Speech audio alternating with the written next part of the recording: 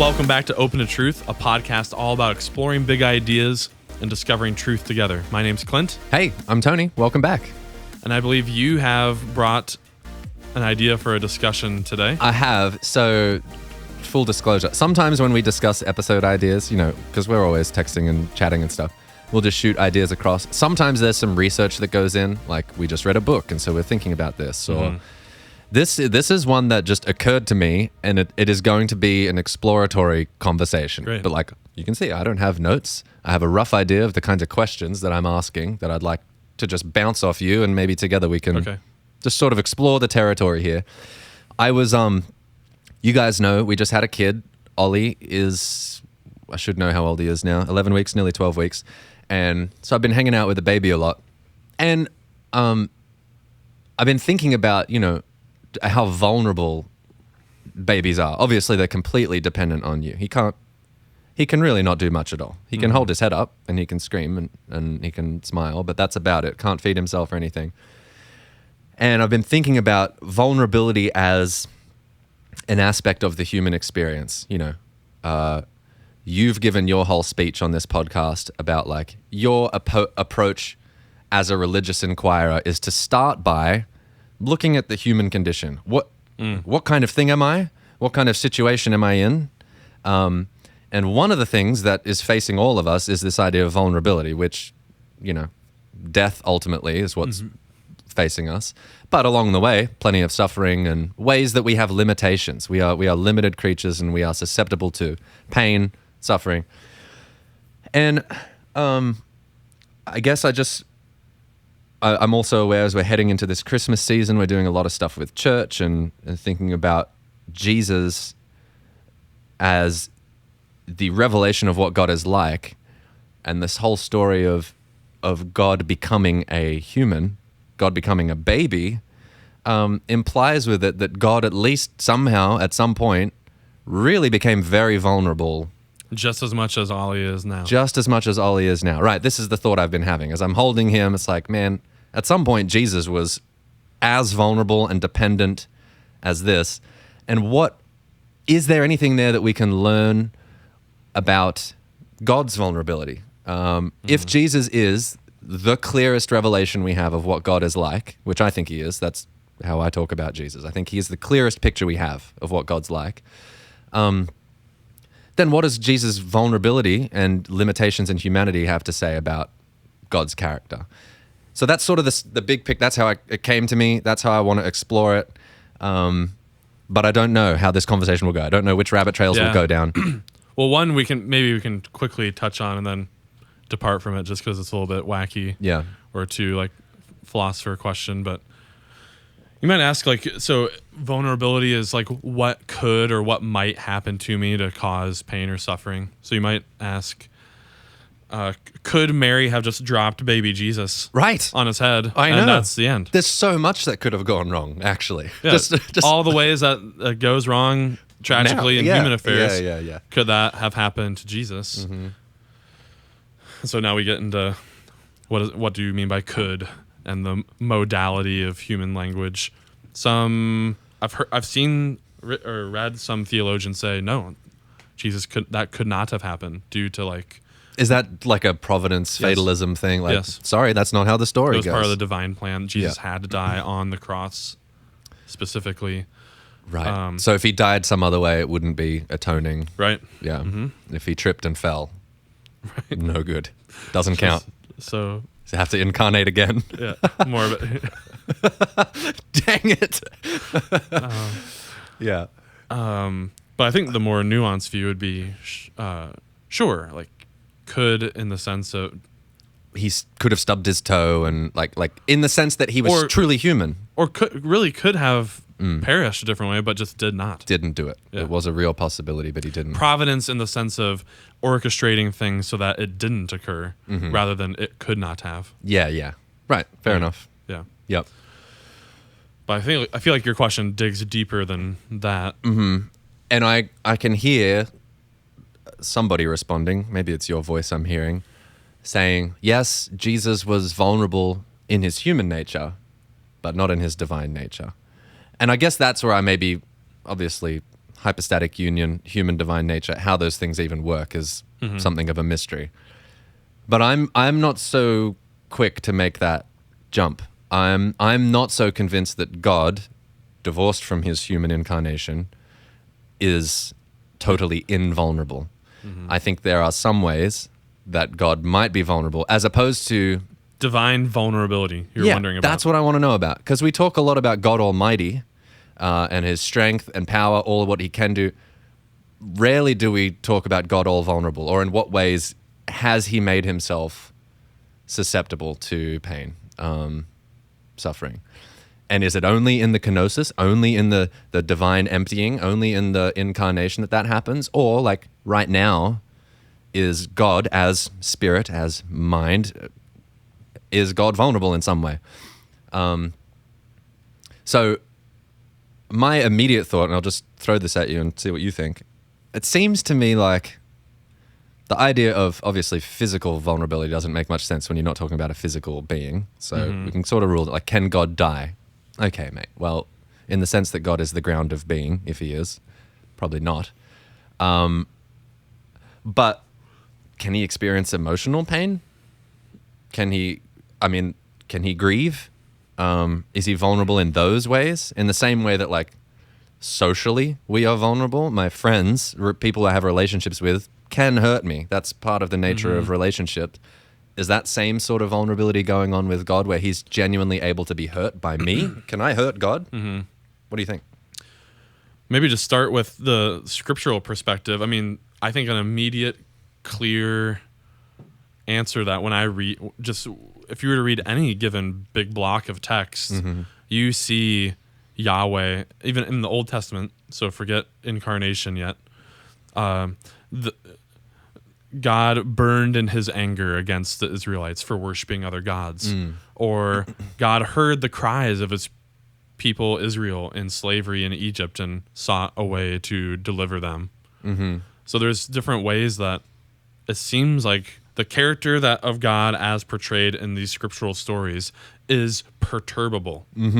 Is by that I mean, I guess, his emotional needle is moved by human action. Yeah. I mean, depending on what people do, God has emotive responses. That's how it's written about in Scripture. That he is either grieved or pleased, or I think a whole gamut. That he has a spectrum there. Yeah. Is that just part and parcel of what it means to be like a person, to be relatable? And sorry, by relatable, I mean to have relationship with. Is that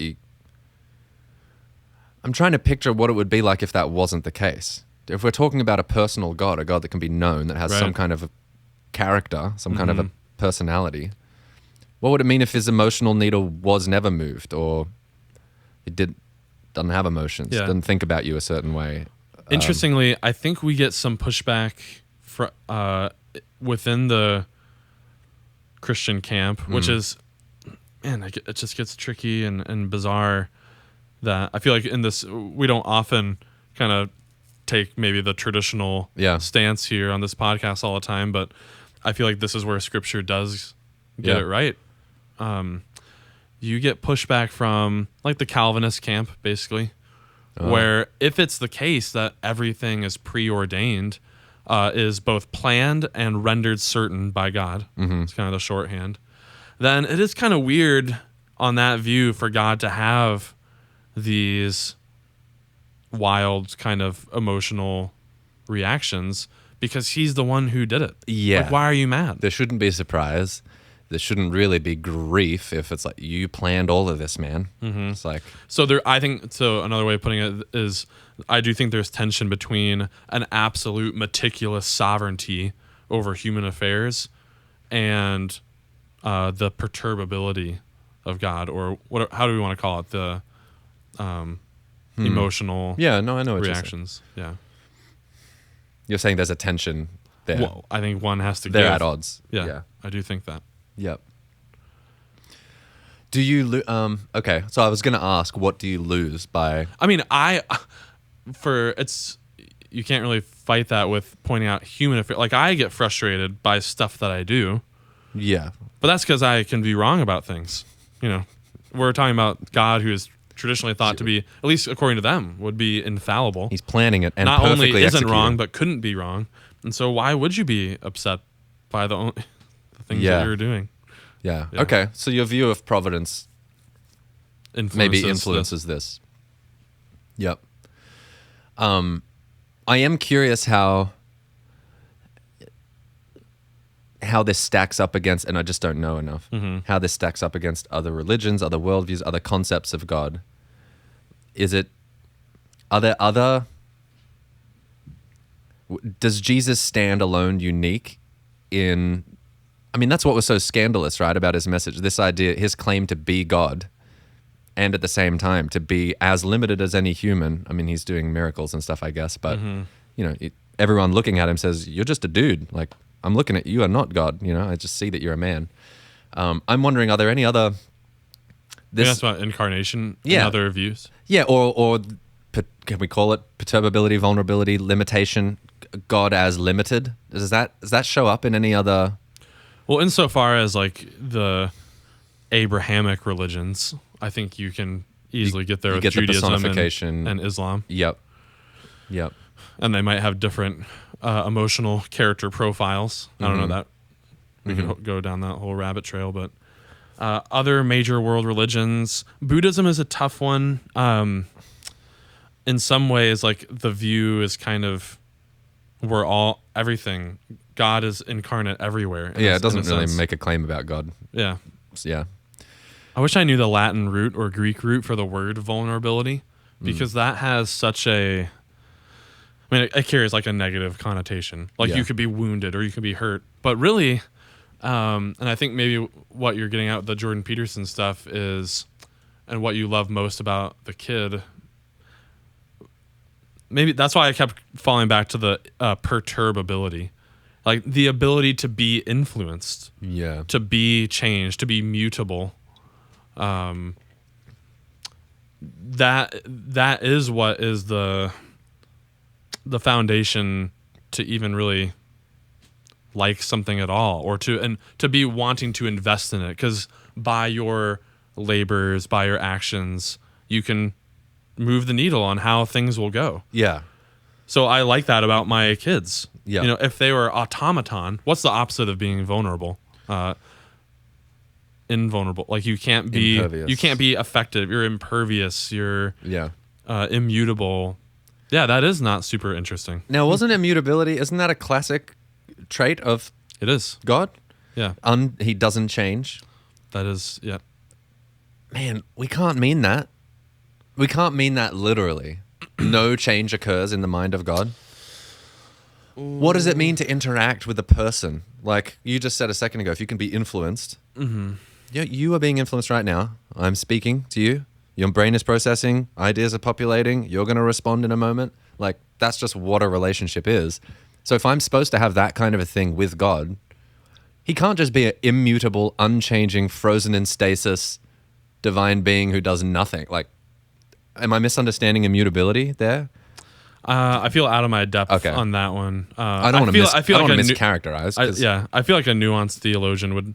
Obviously, people who hold immutability still think God acts. I think so. Right. They're not just saying he's a frozen, impersonal force or something. Well, that's what I want to leave space that there are people that think that. Like the kind of the God of the philosophers, just the ideal, the good, the true, beautiful good. It's just kind of this... Like an abstract, something to aim at. And in that way, they would maybe see our attempts at relationship and prayer as futile. But I think the crowd we're speaking to and most interacting with might be on board with that.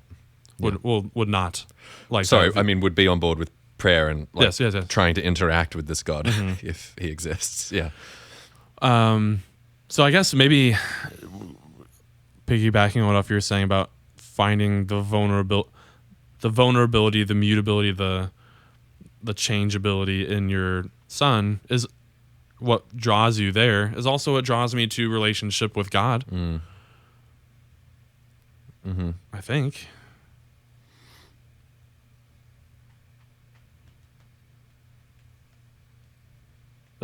yeah, it just seems like a precondition for relationship.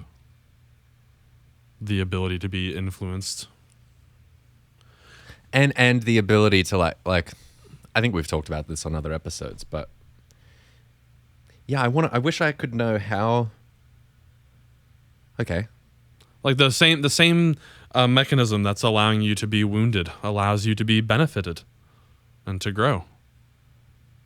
Vulnerability isn't just this negative status. Say more about that. That's another way of saying what I've been trying to say. Well, I found that way more helpful. Okay. So say more like that. Let me see. Another synonym. You're saying it's the same mechanic that produces vulnerability also allows space for growth and development. The very same property that we possess that allows us to be harmed is actually the exact same thing that allows us to grow, to benefit.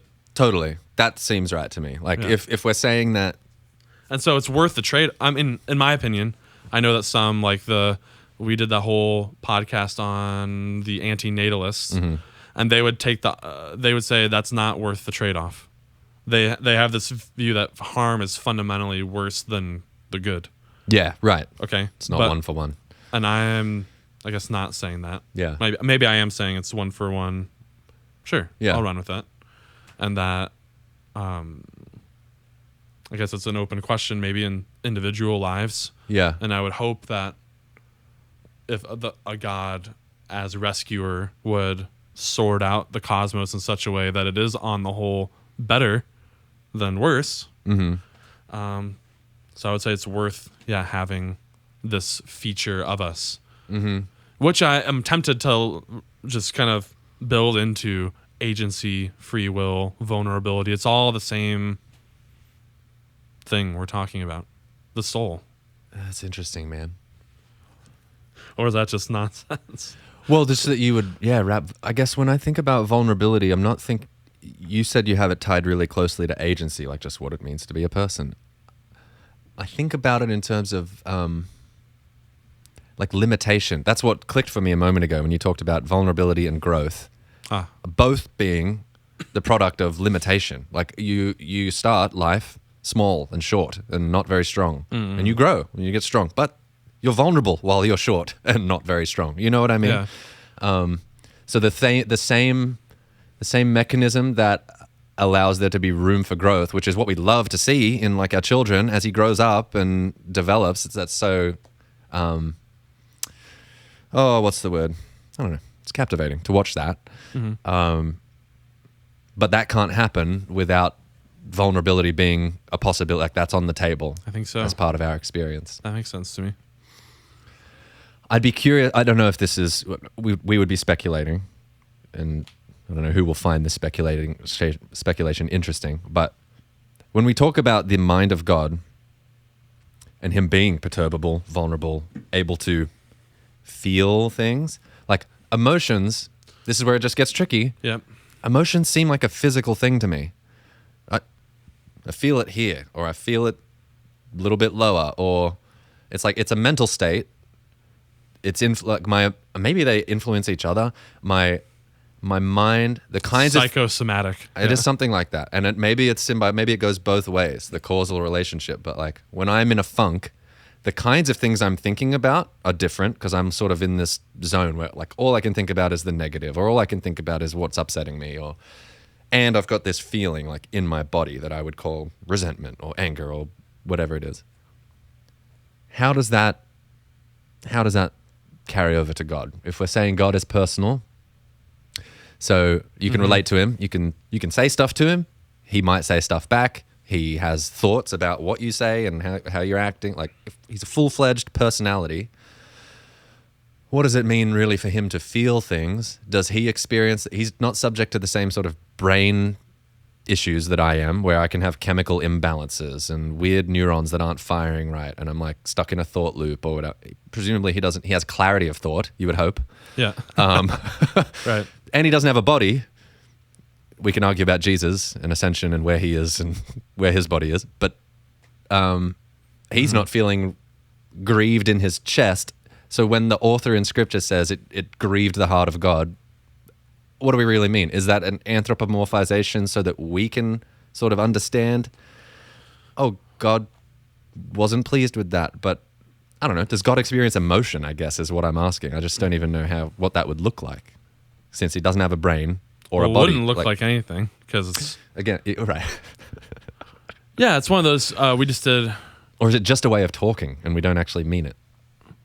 Yeah, again, in that Calvinist episode, that was where we talked a bit about the difference between mystery and contradiction. Yeah. This would be another one that's mysterious. I mean, this is an issue for... separate religion for a second. This is just like in the mind, it's body. Mind, body. Yeah. And philosophy of mind. Mm-hmm. Does it even make sense to utter the concept a disembodied mind? Right. That's kind of what you're asking. Yeah. I mean, is that a possible thing? If we are minds that are embodied and we're making sense of the mental and the physical relationship there, how does that work with a disembodied mind, of which God is one, we would think, and the angels perhaps, and demons? I don't know. That's mysterious to me. I've never encountered something like that. I wasn't expecting you to be like, well, here's how it works. Like, it's not a defeater to this view that God is an unembodied mind. Like, that's not enough of a problem for us to go, well, God can't be personal because he's not experiencing emotion. Yeah, and this is kind of interesting too, as a aside on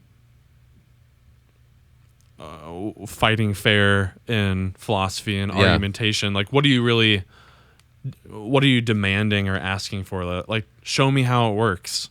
Well, I can't. The claim is that a spirit that is a spiritual substance, a simple thing, like a point on a graph, let's say. It's like, tell me what parts are doing what. Well, it doesn't have parts. Yeah, right. You're asking for something that, on my view, I can't provide, and that's not a mark against the view. You're asking, you know what I mean? That's fascinating. I hadn't thought about the simplicity like that. We're saying God is not complex. He's not made up of parts. Mm-hmm. That goes in, now. I wanted to bring that in earlier on the immutability part, but I felt out of my depth a bit. That's typically where that comes from. The idea that you kind of need parts that are doing different things in order to change. I think that's where like the scholastic medieval guys came up with immutability. Right. Okay. God is a simple substance, and there's no locus for change. Nothing that could change. Yeah. Yeah. I mean, it's a good question. Can minds be disembodied?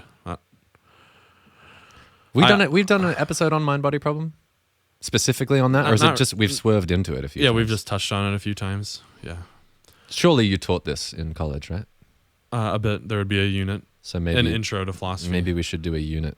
One time. We should do an episode on that. So here you have. This is where you get arguments from near-death experiences, reports of that, and that seems to suggest that you're having a mental experience apart from your body. After all, you're in a coma, let's say, and these are just reports, right? Yeah. So it's for what they're worth, and they're reporting seeing themselves on the the hospital bed, or they say the other room had a purple flower in it, and like, how could you possibly How could we know? Because I flew above the room. Yeah. I went through the vents. Yeah. Let's just say, that's why it's kind of like at a standstill in the philosophy of mind literature. There's no way to truly disprove in any meaningful way that a disembodied mind could exist and have all the mental faculties that we do. Now, that's not to say that. So how about that? Let me throw this at you. There's that line. Oh man, I hope it's in Hebrews because that's what I want to say it is, where the author states that Jesus kind of like can commiserate with us, that he's experienced all the same tribulations that we have in virtue of being human, yet without sin. Yes. Yeah. So that we can have confidence that he faced the same things and had this genuine human life. Yeah. He was truly human. Yes. Yeah. And so I've read, or we can just think together that, well, by implication, it could be that before the incarnation, God did lack some acquaintance knowledge of what it's like to be limited or something. Just even get a hangnail physical pain. Yeah, the first-hand experience of it. That might be an implication for like when we take seriously that God is a disembodied mind, a soul, a spirit. Then the experience of a body was new for God. Yeah, and so now that you're bringing in claims about omniscience, does God know everything that's possible to know? Well, prior to incarnation, was it possible for God to know the feeling of a thorn going in the flesh? I don't know. Yeah. Seems like you need a body to know that. To know that. Does God know what it's like to be a bat? To have echolocation? I don't know. He's not a bat. It's tough to know unless you are a bat what it's like to be a bat. Man, this is the stuff. This is the stuff that's like, after a while, I'm just like, what am I spending my time thinking about here? Like, okay. But what it does is, I think these kind of exercises help you grow in your intellectual virtue, if I may be so bold, You may. into being more open, more humble about your beliefs. I think you'll encounter people that, when they haven't thought about this kind of thing, just kind of will throw out these phrases. Yeah. God knows everything. Well, what do you mean? Yeah. You know? And how does that relate to how God has changed over time and done certain things? Did God ever learn Right. and discover things? Yeah, And yeah. this ties in like to our open theist response in one of the previous ones. God's knowledge of the future. It's interesting how theological topics It's an enormous intersect. Venn diagram with a lot of overlap that happens. So you pull on one thread and you find yourself asking 10 other questions. Yeah. Yeah. I mean, like just even the question on the table today, is God vulnerable? Well, there's a lot of ways that you can take on or be influenced. Like can God learn things? Yeah. That's a type of vulnerability. I can both forget and learn. And that- Forgetfulness is a real vulnerability. yeah. That's one of mine. Yeah. Oh, that's good, man. All right. Well, I don't know. Do you have anything more to add? I don't know if I have much more to No, add. now I'm just getting into question everything mode. Where I'm Yeah, just I know. lobbing out I can questions. see that happening. I can see to that erode. happening. So, yeah, maybe we'll land the plane there. But I got to thinking about it. It's just been on my mind. What do we have to learn? What does Jesus' vulnerability have to say about God's heart towards us, towards humanity, and how do I come to terms with my own vulnerability? It's part of, I think, the search for a rescuer, that we've talked about so many times. Part of the reason I'm a religious inquirer is because I find myself vulnerable and in need of rescue in some ways. So, yeah. I mean, I don't know. Maybe as another final thought, like why, like you were saying, why do I spend my time thinking about this? Or, well, you have to remember, like, I don't know who's listening, and and when, but people have a lot of different backgrounds, man. I mean, you've got people coming from religious backgrounds where they were never taught that God has any emotions. This could be brand new for somebody to think about God as being like them in this way. I mean, there's a lot of tradition where God is so other. He's so not like you at all. Right. You're something really kind of dirty and God rotten Almighty. and messed up. Right. And he's way out there. And you have these emotions, and God is this pristine, rational figure who is never perturbed and just makes, and he's going to make these decrees. And well, I don't know about that, dude. Yeah. So this is helpful, I think, for some. Well, no, what do you mean? Like, God is a spirit, he's a person, and you're a person. Is it that far of a stretch to think that God has emotions? And so now, and that he's inviting you into a real relationship. It's not just a list of duties in a book. Yep. Go, don't forsake the coming together of the brethren. So go to church, and tithe or whatever it is. But no, he's like wants you to listen and to speak to you through the Holy Spirit. If I could be so mystical and crazy. No, you can. And that you can please God. Like God can be happy about something you're doing, and maybe be not so happy. Right. And not in the sense that like now he's gonna kick your butt into hell. No. You're like, man, I wish Clint would have like got made a better choice there. Yeah. So to me, like, and I've thought about God this way for a while, so I'm not like experiencing this profound moment necessarily, but for some, maybe like they are. Yeah. You know, Yeah. that God is this kind of dynamic being, or at least with that thought on the table, wrestle with that. Yeah. Maybe it could be that ultimate reality really is that way. Yeah. And that, I think, is good news. That's good, dude.